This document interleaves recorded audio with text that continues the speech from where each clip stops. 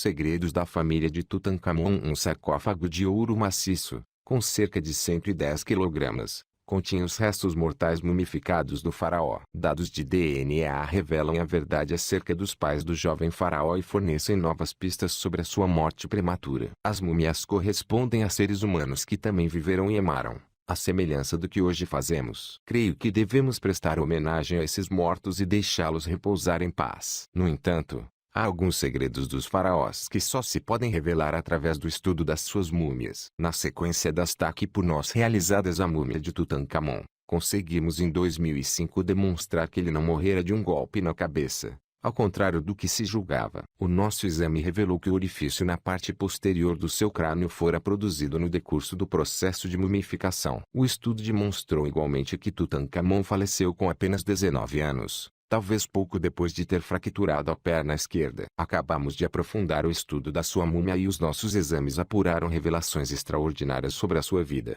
o seu nascimento e a sua morte. Para mim, a história de Tutancâmon é como uma peça de teatro. O primeiro acto começa por volta de 1390 a.C., várias décadas antes do nascimento de Tutancâmon, com a subida do grande faraó Amenhotep III ao trono do Egito, controlando um império que se estendia por 1.900 quilômetros. Desde o Eufrates, a norte, até a quarta catarata do Nilo, a sul, a riqueza deste faraó da 18ª dinastia desafiava a imaginação. Ao lado da sua poderosa rainha Tié, Amenhotep III reinou durante 37 anos, prestando culto aos deuses dos seus antepassados, sobretudo Amon, ao mesmo tempo que o povo prosperava e as riquezas afluíam aos cofres reais provenientes dos bens detidos pelo Egito no estrangeiro. Enquanto o primeiro acto nos fala de tradição e estabilidade, o segundo acto traz a revolta. Depois da morte de Amenhotep III, sucedeu-lhe o seu segundo filho, Amenhotep IV, bizarro visionário que se afastou de Amon e de outros deuses do panteão do estado e passou a prestar culto a uma única divindade,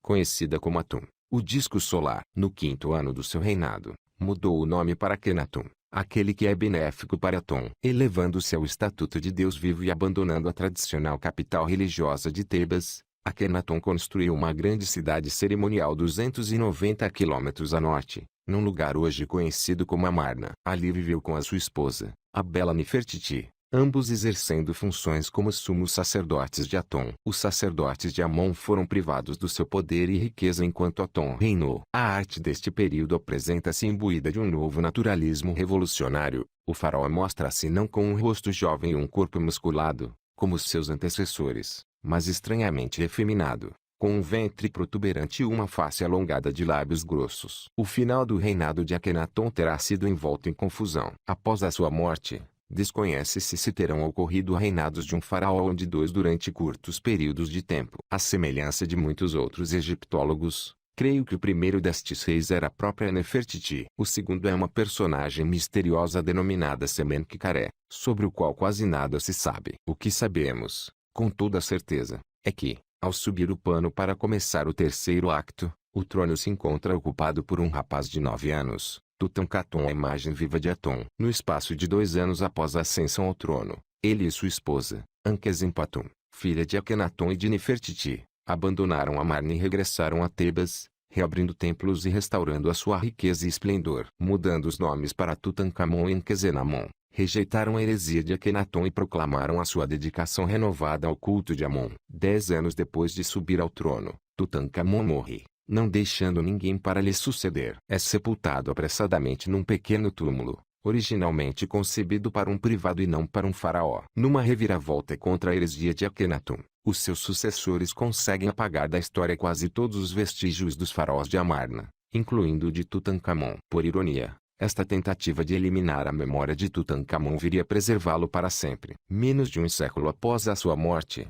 a localização do seu túmulo fora esquecida. Escondido dos salteadores por estruturas construídas por cima, manteve-se praticamente incólume até a sua descoberta em 1922. Mais de 5.000 artefatos foram encontrados no interior da tumba. Até agora, porém, os dados arqueológicos não permitem esclarecer as relações familiares mais íntimas do jovem faraó. Para dar resposta a estas perguntas, decidimos analisar o DNA de Tutankhamon, juntamente com o de 10 outras múmias que se suspeita pertencerem a familiares. No passado, manifestei-me contra os estudos genéticos das múmias reais. A possibilidade de obter amostras utilizáveis, evitando a contaminação por DNA contemporâneo, parecia-me demasiado distante para justificar que estes restos mortais sagrados fossem perturbados. Em 2008, porém, vários geneticistas convenceram-me de que os avanços alcançados neste domínio eram suficientes para garantir uma boa possibilidade de obter resultados úteis. Criamos 2 laboratórios ultramodernos de sequenciamento do DNA,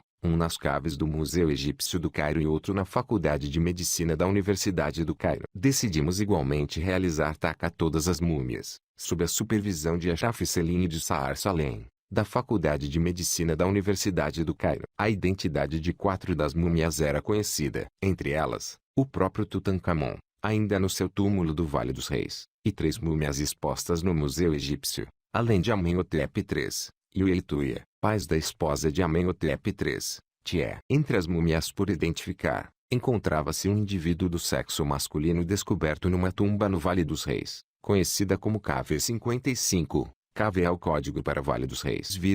Os dados arqueológicos e textuais apontavam para que esta múmia fosse, muito provavelmente, Akhenaton ou Semenkikaré. Escondido nos desfiladeiros a oeste do Nilo, o Vale dos Reis abriga os túmulos de Tutancâmon e dos seus régios parentes. Na antiguidade, este era um lugar isolado. Atualmente, a área suburbana de Luxor, em expansão, treme-luz nas proximidades. A nossa investigação sobre a mãe e a mulher de Tutancâmon centrou-se em 4 múmias do sexo feminino por identificar. 2 delas, a quem foram postas as alcunhas de Senhora Mais Velha e Senhora Mais Jovem, tinham sido descobertas em 1898, sem ligaduras envolvê-las e jazendo ao acaso sobre o chão de uma câmara lateral do túmulo de Amenhotep II KV35, tendo sido evidentemente escondidas ali por sacerdotes no fim do Império Novo, aproximadamente em 1000 a.C. As 2 outras múmias anônimas provinham de um pequeno túmulo, KV21, no Vale dos Reis. Finalmente, iríamos tentar obter DNA dos fetos encontrados no túmulo de Tutancâmon, hipótese nada promissora, atendendo ao péssimo estado de conservação destas múmias. Porém, se tivéssemos sucesso, conseguiríamos encaixar as peças em falta num quebra-cabeças com mais de 5 gerações. Para obter amostras utilizáveis, os geneticistas extraíram tecido de vários pontos de cada múmia, sempre de regiões profundas do osso, onde não havia possibilidade de o espécime ter sido contaminado pelo DNA de arqueólogos ou dos sacerdotes egípcios que realizaram a mumificação. Foram também tomados cuidados para evitar a contaminação induzida pelos próprios investigadores. Após a extração das amostras, foi separado o DNA de outras substâncias indesejadas, incluindo ungüentos e resinas utilizados pelos sacerdotes para preservar os corpos. Como o material para embalsamar variava de múmia para múmia, o mesmo acontecia às etapas requeridas para purificar o DNA. No centro do estudo, encontrava-se o próprio Tutancâmon. Se a extração e o isolamento fossem bem-sucedidos, o seu DNA seria apurado numa solução líquida transparente, pronta a ser analisada. Para nosso desconsolo, contudo, as soluções iniciais apresentaram-se de um negro turvo. Foram precisos 6 meses de trabalho árduo para perceber como eliminar a substância contaminante, um produto ainda não identificado do processo de mumificação, e obter uma amostra que pudesse ser ampliada e sequenciada. Depois de obtermos o DNA do faraó, bem como das 3 restantes múmias masculinas da amostra, ou seja, Iuia, Amenhotep III e o misterioso corpo do KV55, partimos à descoberta da identidade do pai de Tutancâmon. Em várias inscrições do seu reinado, Tutancâmon refere-se a Amenhotep III como pai, mas esta afirmação não é conclusiva, dado que o termo podia ser interpretado como avô ou antepassado. Acresce que, segundo a cronologia geralmente aceite, Amenhotep III morreu cerca de uma década antes do nascimento de Tutancâmon. Muitos peritos creem, em alternativa, que o seu pai era Akhenaton. Em apoio desta tese existe um bloco de calcário quebrado, descoberto perto de Amarna, com inscrições onde Tutankhaton e Nkesempaton são designados como amados filhos do faraó. Sabendo-se que Nkesempaton era filha de Akhenaton, naturalmente Tutankhaton, mais tarde denominado Tutancâmon, seria seu filho. Porém, nem todos os peritos consideram estas provas convincentes e alguns sustentam que o pai de Tutancâmon seria, de facto, o misterioso Semenkikaré. Uma vez isolado o DNA das múmias, Restaria a tarefa relativamente simples de comparar os cromossomas Y de Amenhotep III, o do KV55 e Tutankhamon para verificar se eram mesmo aparentados. Os indivíduos do sexo masculino aparentados entre si partilham um padrão de DNA idêntico no seu cromossoma Y, visto que esta componente do genoma de um homem é herdada diretamente do pai. Porém, para se esclarecer a relação entre eles, seria necessário um método mais sofisticado de apuramento da impressão digital genética. Além dos cromossomas nos nossos genomas, existem regiões específicas conhecidas onde o padrão das letras do DNA, os A, os T, os G e os C, varia significativamente de pessoa para pessoa. Estas variações representam números diferentes de sequências repetidas das mesmas, poucas, letras. Enquanto uma pessoa poderia possuir uma sequência de letras repetida 10 vezes, por exemplo, outro indivíduo sem qualquer afinidade poderia possuir a mesma sequência soletrada 15 vezes, uma terceira pessoa 20 vezes, e por aí fora. Uma correspondência entre 10 destas regiões altamente variáveis é suficiente para o FBI concluir que o DNA deixado na cena de um crime ou de um suspeito devem corresponder. A reunião dos membros de uma família separada há 3.300 anos requer tanto mais rigor do que as normas exigidas para solucionar crimes. Comparando apenas 8 destas regiões variáveis, a nossa equipa conseguiu determinar, com uma probabilidade superior a 99,99%, que Amenhotep III era pai do indivíduo sepultado no KV55,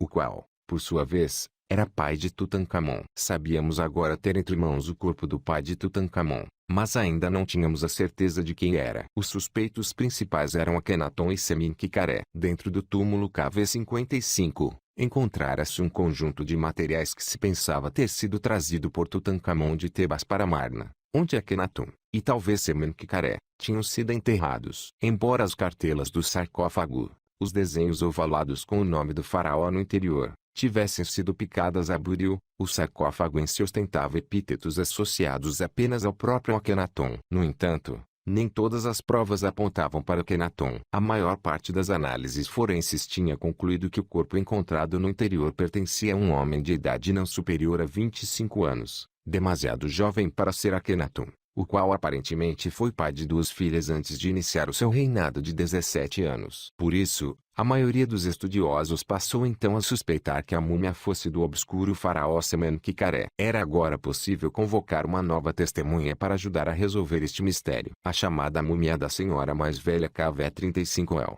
é encantadora, mesmo na morte, com os seus longos cabelos arruivados caindo-lhe sobre os ombros. Uma mecha deste cabelo fora previamente objeto de comparação morfológica com um anel de cabelo enterrado dentro de um conjunto de sarcófagos miniaturais descoberto no túmulo de Tutankhamon, ostentando o nome da rainha Tié, mulher de Amenhotep III e mãe de Akhenaton. Comparando o DNA da senhora mais velha com o das múmias dos pais conhecidos de Tié, Yu e Tuya, confirmamos que essa múmia era mesmo Tié. Agora, ela poderia testemunhar se a múmia do KV55 pertencia de fato ao filho. Para nossa satisfação, a comparação entre o respectivo DNA comprovou esse relacionamento. Novas TAC efetuadas à múmia do KV55 revelaram igualmente uma degenerescência própria da idade na coluna vertebral, bem como osteoartrite nos joelhos e nas pernas. Aparentemente ele morrera mais perto dos 40 do que dos 25 anos. Ao contrário da suposição inicial. Com a discrepância etária assim resolvida, podemos concluir que a múmia do KV55, filho de Amenhotep III de Tié e pai de Tutankhamon, é quase de certeza Akhenaton. Uma vez que sabemos tão pouco sobre Sementkare, ele não pode ser eliminado por completo. A repetição que realizamos das tacas múmias permitiu igualmente pôr de lado a ideia de que a família padecia de alguma doença congênita, como a síndrome de Marfan, capaz de explicar os rostos alongados e aparência feminina representados na arte do período de Amarna. Essas patologias não foram descobertas. A representação andrógina de Akhenaton na arte parece ser, em alternativa, um reflexo estilístico da sua identificação com o deus Atum, ao mesmo tempo masculino e feminino, e, portanto, fonte de toda a vida. E o que dizer da mãe de Tutankhamon? Para nossa surpresa, o DNA da chamada senhora mais jovem KV35 descoberta ao lado de Tié numa dependência do KV35, correspondia ao do jovem faraó. Mais surpreendente ainda foi descobrir, com base no seu DNA, ser ela, tal como Akhenaton, filha de Amenhotep III e Tié. Akhenaton conceber um filho com a sua irmã. A criança seria conhecida como Tutankhamon. Perante este achado, Sabemos agora ser improvável que alguma das mulheres conhecidas de Akhenaton, como Nefertiti e uma segunda esposa denominada Akia, fossem a mãe de Tutankhamon, por não existirem provas baseadas em dados históricos de que qualquer delas fosse sua irmã inteira. Conhecemos os nomes de 5 filhas de Amenhotep III e de Tié, mas é provável que nunca venhamos a saber qual das irmãs de Akhenaton lhe deu um filho. O incesto não era invulgar entre a realeza egípcia, mas creio que, neste caso, ele plantou a semente da morte precoce do seu filho. Os resultados da nossa análise ao DNA, publicados em fevereiro na revista da Associação Médica Americana, convenceram-me de que a genética pode fornecer uma ferramenta para aumentar o conhecimento sobre a história egípcia, em especial quando combinada com estudos radiológicos das múmias e conhecimentos obtidos em escavações. Isto torna-se ainda mais evidente quando se aplica à nossa busca da causa de morte de Tutankhamon. Quando demos início ao novo estudo, a chefe Celine e os seus colegas descobriram algo que passara anteriormente despercebido na estaque da múmia. O pé de Tutankhamon era boto. Um dos dedos tinha um osso ao menos e os ossos de parte do pé encontravam-se destruídos por necrose, palavra que significa, literalmente, morte dos tecidos. Os arqueólogos já tinham reparado na presença de 130 bengalas, inteiras ou em fragmentos, no túmulo de Tutankhamon, algumas das quais com sinais evidentes de uso. Para alguns peritos, esses cajados eram símbolos de poder e as lesões do pé de Tutankhamon poderiam ter se registrado durante o processo de mumificação. Porém, a nossa análise demonstrou a ocorrência de crescimento ósseo em reação à necrose, provando que a doença existira em vida do faraó. E Tutankhamon é o único de todos os faraós que aparece sempre sentado enquanto pratica atividades como tiro com arco, ou arremesso do dardo. Não se tratava de um rei que brandia um bastão apenas como símbolo de poder. Era um jovem que precisava de se apoiar numa bengala para caminhar. A doença óssea de Tutankhamon era incapacitante, mas, por si só, não teria sido mortal. Aprofundando a busca das possíveis causas de morte, procuramos na múmia vestígios genéticos de diversas doenças contagiosas. Com base na presença do DNA de várias estirpes de um parasita denominado Plasmodium falciparum, tornou-se óbvio que Tutankhamon se encontrava infectado com malária. Na verdade, contraíra diversas vezes a forma mais grave da doença. Teria morrido o faraó de malária? Talvez. A doença pode desencadear uma reação mortal no organismo, provocando choque circulatório e levando a hemorragia, convulsões, coma e morte. No entanto, como outros cientistas observaram, a malária era provavelmente comum na região nessa época e Tutankhamon pode ter adquirido imunidade parcial à doença. No meu entender, porém, a saúde de Tutankhamon ficou comprometida no próprio momento da concepção. A mãe e o pai eram irmãos. O Egito faraônico não foi a única sociedade na história a institucionalizar o incesto régio, o qual pode proporcionar vantagens políticas. Ver méritos e deméritos do incesto régio, página 28. Mas pode ter uma consequência perigosa. O casamento entre irmãos torna mais provável a transmissão de cópias gêmeas de genes nocivos, aumentando a vulnerabilidade dos seus filhos a uma grande diversidade de anomalias genéticas. A malformação do pé de Tutankhamon pode ter sido um desses defeitos. Suspeitamos que ele possuísse também uma fenda palatina parcial, outra anomalia congênita. Talvez se debatesse já com outras dessas anomalias quando uma crise grave de malária ou a fratura de uma perna acrescentaram uma pressão suplementar a um organismo já incapaz de suportar tão grande carga. Há possivelmente mais um testemunho doloroso da herança de incesto régio sepultado com Tutankhamon. Embora os dados ainda estejam incompletos, o nosso estudo sugere que um dos fetos mumificados ali descobertos é a filha do próprio Tutankhamon, sendo outro feto também provavelmente sua filha. Até agora só conseguimos obter dados parciais das duas múmias femininas retiradas do KV-21. Uma delas,